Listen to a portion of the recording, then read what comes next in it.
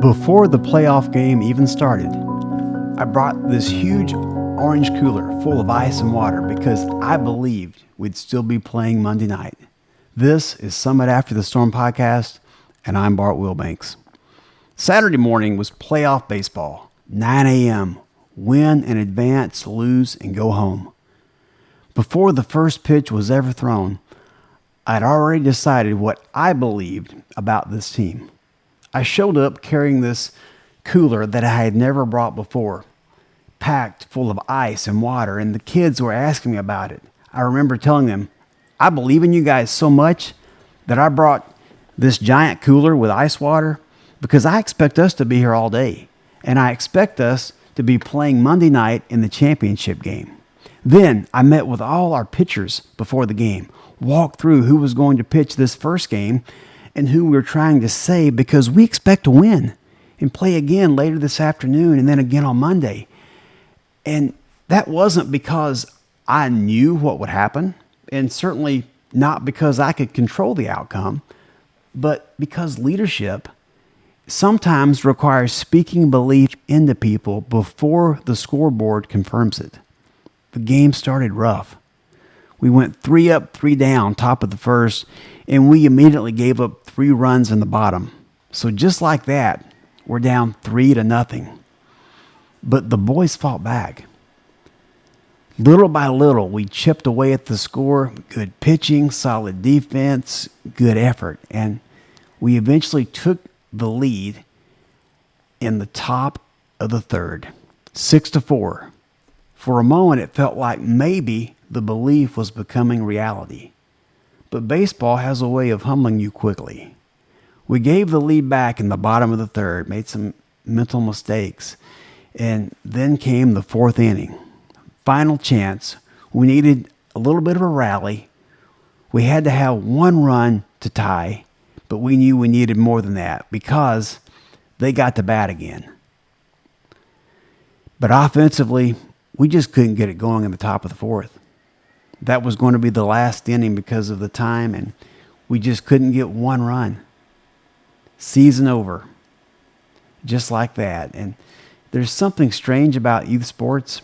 One moment you're imagining a Monday night championship game, and the next moment kids are packing up their equipment into cars and heading home for the last time. But the part I keep thinking about the most didn't happen during the game. It happened after. Some of the boys got to watch me walk the 18 laps I owed them from the previous few games since our last practice. So I did that. Some of the kids stuck around and watched me run those laps. And after I finished my 18th lap, some of the boys walked over to that orange cooler, grabbed the ice water, and they said they wanted to dump it on me. So I'll let them. Amanda helped them pick it up over my head. Ice, water everywhere. Kids are laughing. Parents are laughing. I'm soaking wet and cold, freezing in that water. And I realized something. Maybe belief still matters, even when the outcome doesn't go your way. Because those boys knew something important. They knew I believed in them. Before the game, before the comeback, before the pressure, before the loss. And sometimes people need that more than they need guarantees. Kilimanjaro taught me something similar. Before summit night, you have to believe you can make it long before you see the top. The mountain doesn't hand you certainty first. You climb first. You believe. You commit.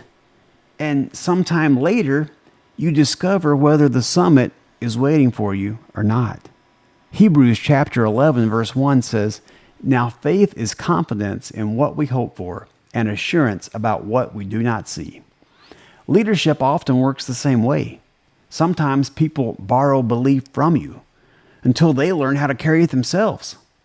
Leadership isn't just about managing outcomes, it's about creating belief, hope, confidence, possibility, because people perform differently when someone genuinely believes in them. And even when the results fall short, that belief still leaves a mark. Maybe that's true for teams, for parenting, for marriages, for friendships, and for leadership. Sometimes the greatest thing we can give people is the confidence that someone else sees something bigger in them. We didn't play Monday night, but I don't regret bringing the cooler, because leadership isn't foolish for believing. And sometimes the belief itself becomes part of what changes people. If this resonated with you, follow the podcast on Spotify, Amazon, Apple Music, YouTube, or whatever platform you're listening on, and share it with someone who just might need it. You can learn more about this movement and about my book at summitafterstorm.com. And until next time, keep climbing, poly poly.